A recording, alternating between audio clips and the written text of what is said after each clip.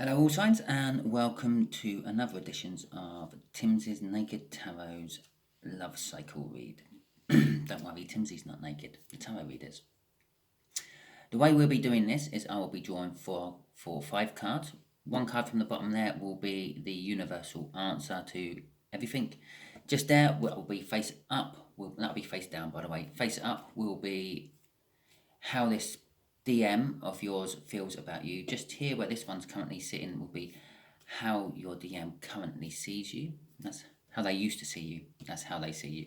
This one here is going to be what they want to do, what they feel like they should do. And this one here is what they're actually probably going to do. Okay, we'll be clarifying with these cards here, and we are going to be doing a DM of a Sagittarius.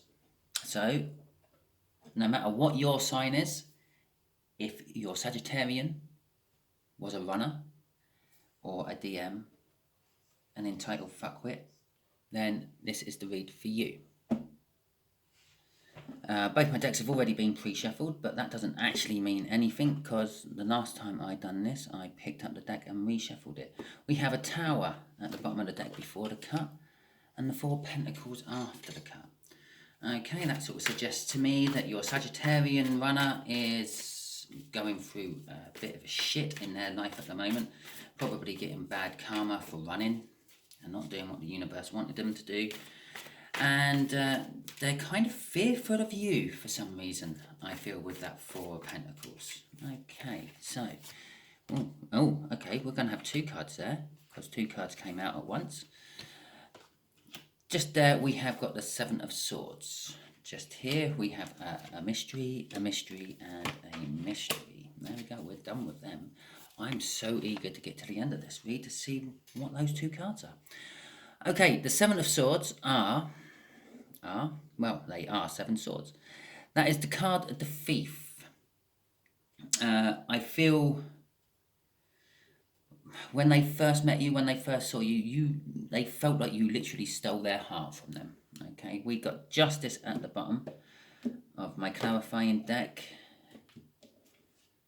and the Fool. And so basically I feel from that is they're wanting to bring balance and they're willing to take a leap of faith to do it. Okay, so let's see where the rest of the read goes from there. Okay, so yeah, I feel with those 7 swords there, a little bit of self-sabotagement mixed in with all that, but I feel that they feel when they first saw you, you literally stole their heart from them, which left them totally up in their head for a long time. Okay. Obviously, you're all on different timelines and things, and some of you have met your soulmate, some of you have communicated with your soulmate, some of you have been dated and seen your soulmate. Most of you all have the same condition that your soulmate has done a bunk on you for some reason. Okay, so with the 9 of Swords, they felt up in their head. They met you, they saw you, they done whatever, they talked to you for a little while, they dated you, whatever, and through all that time they felt that you stole their heart from them, which kind of left them up in their head because they've been very guarded. They've always been guarded. All their life they've been guarded about their feelings and emotions and their heart especially. You could go and talk to any of their exes and their exes would all say a similar story. I couldn't quite get close to him or her. Yeah? And this has been happening for them for a long, long time. The reason you stole the heart from them is the crossing card there. Yeah, because you are the Queen of Pentacles. You are loving, you are caring, you are down to earth, you are nurturing, and that's the main thing. You nurtured their soul. You made their soul feel good whenever they were with you. In their mind, maybe not so much, but in their soul, yes, because you're soulmates. Some of you are on a twin flame journey with this person, and that's almost like you. It's like the opposite side of the flame to you, the opposite side of the penny. Yeah, heads and tails. But you can't have one without the other, can you? You have to have both on a penny. Okay. How they see you now, they see you as, well, they've broken up and they see you as a soulmate to start with. They reflect on past happy times they've had with you, even if that's just in their head. For those of you who have only just sort of started meeting your twin flame or your soulmate, this card will be reflecting on past happy lifetimes in the soul. It probably confused the hell out of them in their head, because they're thinking, well, I've only just met this person, how can I be feeling all these sort of like memories for them, so to speak? And in their head, they might be just putting it down to, oh, I'm feeling other memories from other people I've been with, and just putting the collective's face on it. But in their soul, the soul knows. You've had soul connection. You've recognized each other's souls and realized that you are both, past soulmates, basically. So, the Queen of Cups. They see you as very loving, very nurturing, almost like that Queen of Pentacles, willing to give that love, willing to feed out those emotions, and that's what kind of scares them a little bit. They also see you as the King of Pentacles, the opposite to the Queen of Pentacles. Well, not the opposite, the divine coupling to the Queen of Pentacles. The King of Pentacles is generous, hard-working, successful, likes to help others help themselves. He's rich, he's proud, and this is the key, he's modest. He don't rub anything in, he don't rub your nose in anything, basically. And that's how they see you. Oh yeah, you have all this love for someone, but you're not forcing it on anyone. If they're willing to accept that love, then you will give it. If they're not willing to accept that love, you walk on to the next one. And we got the Wheel of Fortune crossing that. Now, the Wheel of Fortune is sort of saying that they see that there is possibly an opportunity arising with you to repair a bridge, make amends, come towards you and communicate, tell you how they feel, be honest with you. Basically, I feel of that Wheel of Fortune, that's how they see. They see this opportunity to repair things with you. Okay then. So the next card will be what they want to do. This is very important. You remember this. This is what they want to do. They've been having a battle between their soul and their mind over you. Their soul wants to literally just turn up at your house and live happily ever after. Their mind is like, I hardly know this person. Okay. And so that's why we have a want to do and will do. This is kind of like the soul, what the soul wants to do. This is like kind of what the mind will do. Okay, the soul wants to get together. They want to get together with you. You give them emotional happiness, fulfillment. You nurture their soul, is what I get off that card. Their soul is wishing that you two can get together somehow. Okay. They may possibly come in and communicate with you. It's a slow energy. It will take its time. It's a second. That's a divine timing card. That's the second slowest energy of the deck. I find with that Knight of Pentacles, I always imagine that he's on his way to a battle and he turns up right at the end because he spent like a day and a half in some little village on the way doing magic tricks for the kids. Yeah. It's a slow energy, but it is a trusting and trustworthy energy. It will get the job done eventually energy. Don't know if you can wait eventually, but it will get the job done. So in their soul, they want to come towards you, and there you go, the Eight of Cups. They want to come towards you. But it's taken time. It's taken time for their soul to overpower the mind. The mind's very noisy. The soul is very quiet. And they want to come to you with a new start, a clarifying new start. Yeah, I'm sorry that I run from you. This is why. Sort of an explanation of why they have done what they have done. A truthful new start. They want to bring you the truth. Okay then, right. So let's get the clarifier for this, what they're actually going to do. So that's what the soul wants. The soul wants to come towards you. They're wishing to come towards you, collective.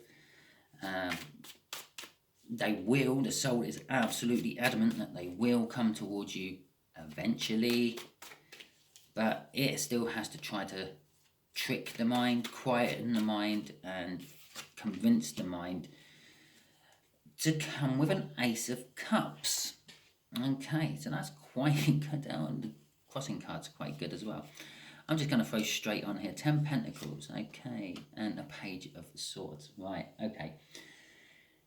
They are going to come to you. The message might not be exactly how you want it. The message is going to be... It's going to be direct and to the point, but it might not be,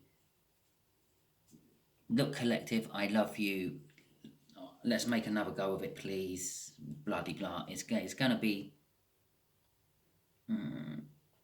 hi, collective, God, have you seen the price of bread? Yeah, it's going to be something a little bit out. It's going to be the start of communication. We had the King of Cups somewhere floating around here as a crossing card that they still feel, I think, I don't know, I can't remember, I might have to play that back, but they feel they want to, they are going to come with a cup of love. This communication they're going to come with is going to quickly turn to that. They see you as just general brilliance. I feel that's like the minor arcana of the sun. It's like having the perfect house, the perfect life, and they feel that they want the perfect life with you. But they're coming as a page, so they're coming a little bit sort of immature-ish, and they're not going to come straight out with I love you, collective. They're going to come slowly into it. But with a crossing card of the Four of Wands, that's a new start. It is the minor arcana of the wish. They feel that, and some people say it's a soulmate card as well, but we already know that they're your soulmate, so I'm not going to take anything like that from it. It can be parties. It could be if you have a party coming up for your birthday or someone in your family's birthday, which they may get invited to if they are somehow linked, or possibly just some sort of work shindig. It could represent that sort of thing, and they might come to you while at some sort of celebration of some description. But it's also a card of like new starts, and they're wanting a new start with you. We already know that, universe, because you gave us the Ace of Cups there. They want a new romantic, loving start with you. Okay, well there you go. We'll have that as my first clarifier if I can find where it went. Let's have a look at these two quickly then. We've got the Four of Cups, no, the Four of Pentacles, and the Judgment card. Oh, that's in reverse. Oh, not so good. We got the Four of Cups and the Judgment card. Oh, actually, that's not so bad in reverse. And the Four of Cups. Well, there you go. Yeah. Kind of freaky that was, wasn't it? And I kept calling it the Four of Cups. It's not, it's the Four of Pentacles. The Four of Pentacles. That's the Midas card. Is having like lots and lots of money, but hoarding that money, not spending that money. And then through doing that, you have fear of losing that money. So they're fearful of you, of the connection, of coming towards you, giving you love. Basically, they're fearful that you're going to knock them back. They're scared of rejection, which is quite ironic, really, because they could rejected you in the first place. But they realise this with that Judgment card. They realise that they did reject you in the first place, and they deserve everything they get. They understand that. They're fearful of it, but they do understand that, and they are coming in. With the Five of Pentacles there, all the little mundane worries that they had, like what will A, B and C think if we get together, what will oh, will the age gap thing work if there's an age gap? Will the cultural thing work if there's a cultural gap of some description? Will the religious thing work if there's a religious difference between you? They're not worrying about that anymore. They're had enough. They've had enough of worrying, which is bringing them onto the Four of Cups. The Four of Cups is a little bit of a stagnancy, though. They keep going over this little part in their head. I'm not worried what people think anymore. I'm scared that they're going to reject me. I know that if they do reject me, it's my just desserts for rejecting them in the first place. But I'm not worried if they reject me, but I'm scared that they will reject me because it's their right to reject me. And they're going over that, and they're stuck in this little loop, which is being clarified there by the Four of Cups. Self-reflection. They want to renew it, they want to get out of this little loop. With a crossing card of the Nine of Cups there, and that's the second Nine of Cups we've got out in this read, by the way. This is why I use a separate deck for clarifications and things on these types of reads. They're wishing to get out of this loop. They're wishing to basically that crosses these two cards. Yeah, they're wishing that you will not reject them. They're wishing that you will judge them worthy to be your partner. And when they go into that little loop, yeah, that then flips that upside down, or the right way up.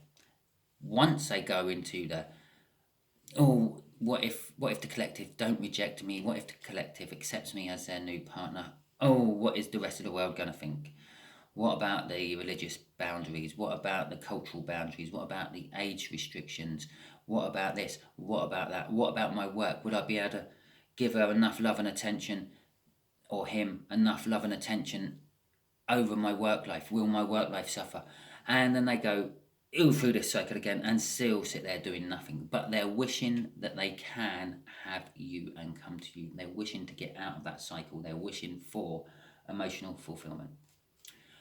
Okay, so I hope this has clarified some things for you there, collective. If you have a Sagittarian runner, then this is kind of like what's going through their heads and things at the moment. Okay.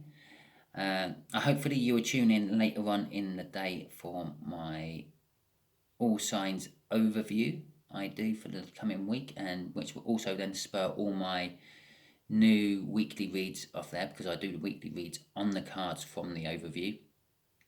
I don't follow normally any sort of cycles. This love cycle thing I've been doing is just kind of like a one-off while I've been on holiday, and I've had a little bit more spare time to do extra readings and things.